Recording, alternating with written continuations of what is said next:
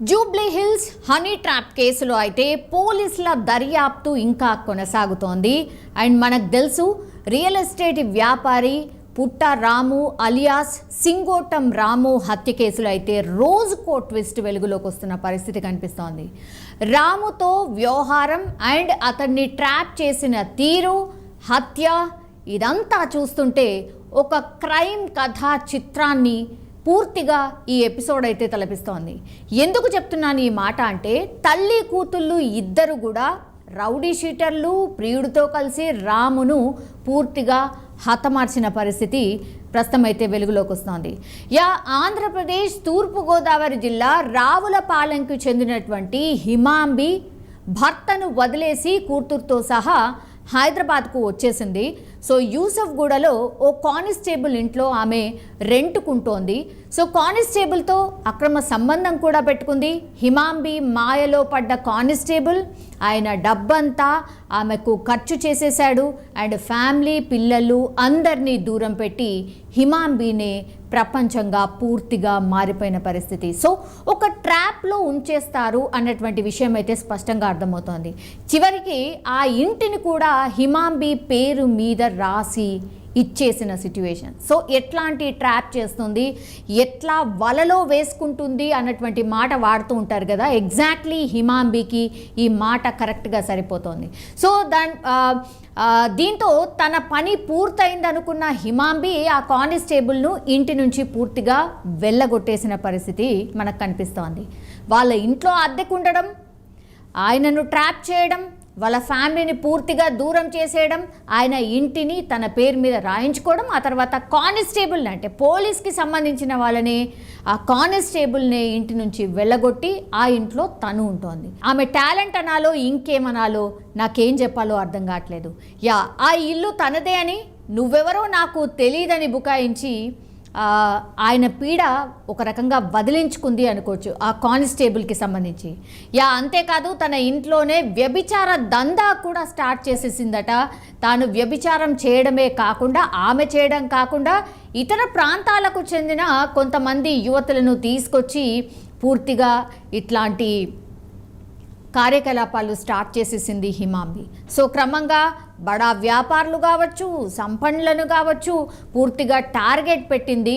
And తన వలలో వేసుకొని అక్రమ సంబంధాలు పెట్టుకోవడం, దెన్ డబ్బులు దండుకోవడం స్టార్ట్ చేసేసింది. సో ఇట్లా ట్రాప్ చేయడం, బడా బాబులు డబ్బులు బాగా ఉన్న వాళ్ళను ట్రాప్ చేయడం, వాళ్ళను వలలో వేసుకోవడం, ఆ తర్వాత వాళ్ళ నుంచి డబ్బులు తీసేసుకోవడం, బెదిరించడము ఇంకో విధంగాను. సో కూతురు కూడా ఆమెలాగానే, అంటే కూతురు కూడా ఇప్పుడు ఆల్మోస్ట్ తన తర్వాత నెక్స్ట్ ఇంకెవరు కొనసాగిస్తారు అనగానే కూతురునే ఈ ట్రాప్లో కూడా దించేసింది. సో కూతురును కూడా బలవంతంగా ఈ వ్యభిచార వృత్తిలోకి నెట్టేసింది. అండ్ వేలు లక్షలు దాటి కోట్ల రూపాయల ఆస్తి కూడబెట్టింది హిమాంబి అంటేనే అర్థం చేసుకోవచ్చు. ఇప్పటి వరకు ఆ లిస్ట్లో మరి ఎంతమంది ఉన్నారు, ఎంతమంది దగ్గర డబ్బులు వసూలు చేసింది, ఎంతమందిని ఇట్లా బడా బాబుల్ని టార్గెట్ చేసింది అనేది అర్థం చేసుకోవచ్చు. ఏమీ లేని దగ్గర నుంచి, కిరాయి ఇంటి దగ్గర నుంచి ఓన్ హౌస్, ఆ తర్వాత విడతల వారీగా అట్లా ఎక్స్పాన్షన్ అవుతూ కూతుర్ని కూడా ఇదే దాంట్లోకి దింపి ఇప్పుడు కోట్ల రూపాయలు సంపాదించింది హిమాంబి.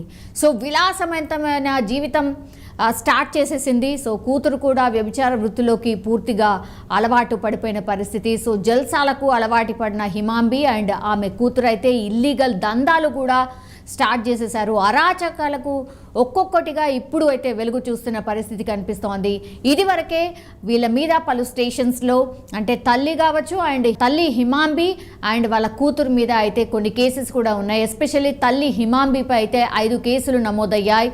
2017, 2018లో 2 అమ్మాయిలతో వ్యభిచారం చేయిస్తూ రెడ్ హ్యాండెడ్గా పట్టుబడింది హిమాంబి.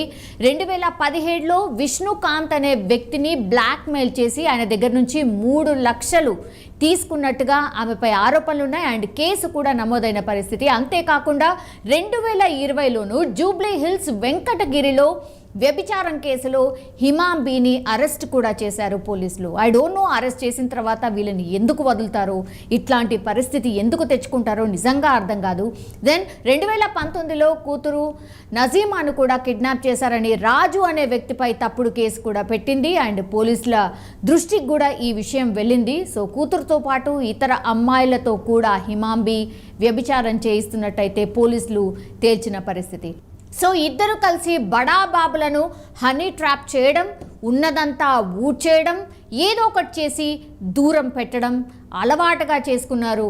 ఆర్ ఇదే దందాగా మార్చుకున్నారని కూడా చెప్పొచ్చు. ఇదే క్రమంలో హిమాంబీకి పరిచయం అయ్యాడు సింగోటం రామన్న అలియాస్ పుట్టారాము.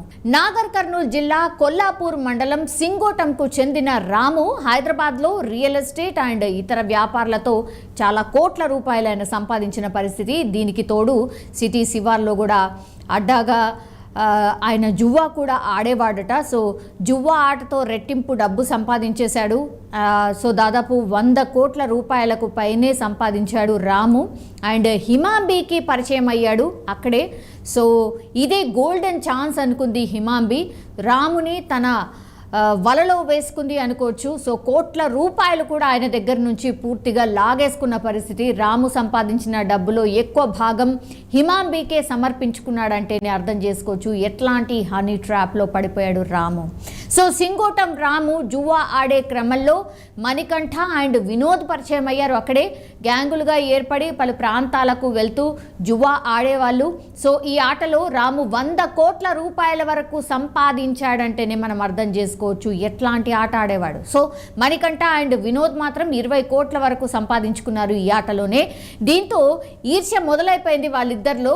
దెన్ మనస్పర్ధలు కూడా స్టార్ట్ అయిపోయాయి. సో రాము మణికంఠ మధ్య గొడవ స్టార్ట్ అయింది ఈ విషయంలోనే, ఈ ఆట విషయంలోనే. సో మణికంఠను తీవ్రంగా కొట్టి కారుతో ఢీకొట్టి కారును పైకి ఎక్కించి హత్య చేయబోయాడు రాము. దెన్ లక్కీగా మణికంఠ ప్రాణాలతో అయితే బయటపడ్డాడు. కానీ మొహానికైతే చాలా గాయాలయ్యాయి అండ్ ప్లాస్టిక్ సర్జరీ కూడా చేయించుకున్నాడు. సో రాము దాడిలో ఎవరైతే తీవ్రంగా గాయపడ్డ మణికంఠ ఉన్నాడో రాము పైన పూర్తిగా కక్ష పెంచుకున్నాడు. దెన్ రివెంజ్ ఎట్లాగూ తీర్చుకోవాల్సిందే రాము మీద అనేసి డిసైడ్ అయిపోయాడు. సో పలుమార్ల ఆయన మీద అంటే రాము పైన ఎట్లా అటాక్ చెయ్యాలి అని మణికంఠ రెక్కి కూడా నిర్వహించిన పరిస్థితి. సో ఇంతలోనే హిమాంబి దగ్గరికి వెళ్తున్న క్రమంలో హిమాంబి కూతురు నజీమాను చూశాడు రాము. సో ఆమెను కూడా అంటే ఆల్రెడీ ఈ దాంట్లోనే ఉన్నారు కాబట్టి రాము కూడా వీళ్ళ ట్రాప్లో పడిపోయాడు. ఆమె తనకు కావాలని హిమాంబిని అడిగాడట రాము. సో తన కూతురు అలాంటిది కాదని అడ్డు చెప్పిందట హిమాంబి కూడా. సో పలుమార్లు రాము ఏకంగా నజీమాను వేధించాడని కూడా చెప్తున్నారు. సో దీంతో తెలివిగా ఆలోచించింది హిమాంబి. ఇక రాముతో పనేముంది, పీడ వదిలించుకుందాము అనుకుందట. సో ఇక వినోద్కి కూడా హిమాంబి కూతురు నజీమాతో పరిచయం ఏర్పడింది. రాము వేధిస్తున్న విషయం వినోద్తో చెప్పిందట నజీమా. సో ఎవరైతే వినోద్ ఉన్నాడో ఆయన కూడా ఆగ్రహం తెప్పించింది ఈ విషయం. సో స్నేహితుడు మణికంఠకు విషయం చెప్పేశాడు. సో ఎప్పటి నుంచో రాము హత్యకు ప్లాన్ చేస్తున్నటువంటి మణికంఠ పక్కాగా ఇదే మంచి టైం అనుకున్నాడు. సో నజీమా, హిమాంబి, వినోద్ అందరు కలిసి ఒక ప్లాన్ అయితే ఒక స్కెచ్ అయితే వేశారు. దెన్ యూసుఫ్ కూడా ఎల్ఎన్ నగర్లోని హిమాంబి ఇంటికి రాముని పిలిపించి రౌడీ షీటర్ జిలానీ గ్యాంగ్తో పూర్తిగా హత్య చేయించారు. సో రాము బామ్మర్దికి వీడియో కాల్ చేసి డెడ్ బాడీని తీసుకువెళ్ళమని చెప్పారు కూడా. మణికంఠ, వినోద్ మరికొందరు కలిసి రామ్రెడ్డి నగర్లోని బార్ వద్ద టపాకాయలు కాలుస్తూ సంబరాలు చేసుకున్నారు ఆ టైంలో. సో పూర్తిగా ఈ ఎపిసోడ్ అంతా అబ్జర్వ్ చేసినటువంటి పోలీసులు దర్యాప్తు చేశారు. దర్యాప్తు చేసిన తర్వాత ఇవన్నీ సంచలన విషయాలు ఈ ఎపిసోడ్ అంతా బయటకు వచ్చింది. సో కేసు నమోదైతే చేసుకున్నారు పోలీసులు. అండ్ రాము హత్యతో ప్రమేయం ఉన్నటువంటి మణికంఠ, వినోద్, మహమ్మద్ ఖైసర్, కావలి శివకుమార్ అలియాస్ బండ శివ అండ్ కప్పల నిఖిల్తో పాటుగా హత్యకు ఎవరైతే ప్రోత్సహించారో అంటే నజీమా కావచ్చు, ఆమె తల్లి హిమాంబి కావచ్చు అలియాస్ హసీనాలను అయితే పూర్తిగా అరెస్ట్ చేసి వాళ్ళని రిమాండ్కి అయితే తరలించారు పోలీసులు. కానీ కేసు ఇంకా దర్యాప్తులో కొనసాగుతోంది.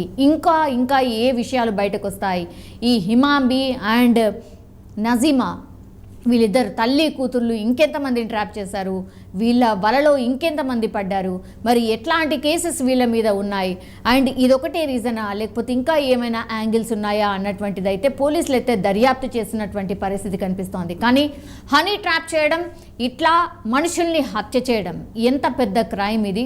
ఎవరు కూడా ఎక్స్పెక్ట్ చేసి ఉండరు తల్లి కూతుర్లు ఇట్లా చేశారని. బట్ దీనికైతే వేరే వేరే కారణాలు కూడా కనిపిస్తాయి.